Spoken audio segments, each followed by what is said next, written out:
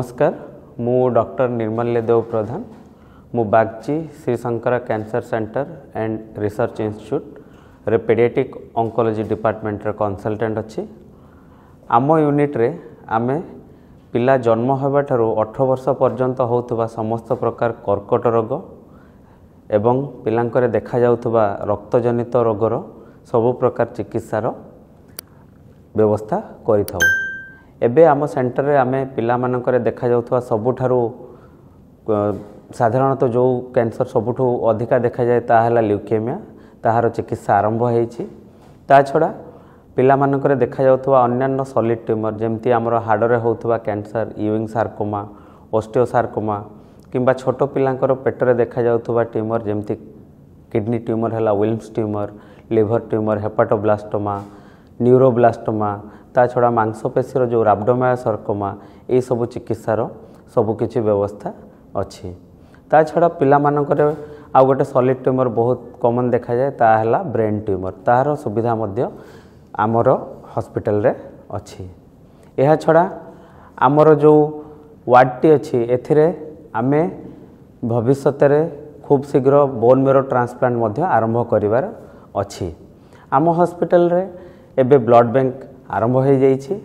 सो आमे आम पिला मानक पे सबु किछि सुविधा अछि जे कोनोसी blood component packed blood cell हो किंबा आमर रैंडम डोनर प्लेटलेट हो आमे सबु किछि एठू पाई पारुछु। पिला मानकु केमोथेरेपी देबा पे जहा जहा जो प्रकार जंत्र इत्यादि दरकार हेइ थाए यार सबु आमर लेटेस्ट उपकरण अछि आम पाखरे। जो पिला माने आमर एठी चिकित्सा होतांती तांको best of the nursing facility अछि तांको पे गोटे सेपरेट वार्ड करा जायछि जो थरे कि केवल आमर पिला मानकर चिकित्सा हेइ थाए। सेथिरे आमर well trained paediatric onco nurses सब अछंती जो माने कि डेडिकेटेडली काम करू थांती। एहा छडा पिलाटी जेतोळे कैंसर पे चिकित्सा पे आसे से पाखापाखी 6 मास जाए भुवनेश्वर रहिबा दरकार। एई भितरे प्रति प्राय 2 रु 3 सप्ताह रे पिलाटी सप्ताह 10 दिन पे हॉस्पिटल को विभिन्न कारण पे आसी थाए। केतेबेले हुए तो केमोथेरेपी लगे केतेबेले ज्वर पे आसिला किंबा अन्य कारण पे से एडमिट होई थाए। तो ये सप्ताह रो 10 दिन जाए जो पिला माने एडमिट होंती सेतेले केवल आमे तांको इंजेक्शन दे कि वार्ड रखरे पिला माने बहुत हैरान हे जानती। सेथि पे हमर गोटे प्ले एरिया अछि एथिरे पिला मानकर एंटरटेनमेंट करिया पे तांकर पाठ पढ़िया पे सब किछि आमे व्यवस्था करिछु। एथिरे आमर केही केही डेडिकेटेड सोशल वर्कर अछंती जो माने कि आसुछंती पिला मानकु प्रति सप्ताह रे 2 दिन 3 दिन लेखा आसिकी तांको संगे किछि समय बिताई थांती केमिति पिला माने जेमिति ए रोगर चिकित्सार कष्ट को भूली कि केमिति गोटे भलो वातावरण रे चिकित्सा पाई परिबे ताहार पे से माने पदक्षेप नउछंती।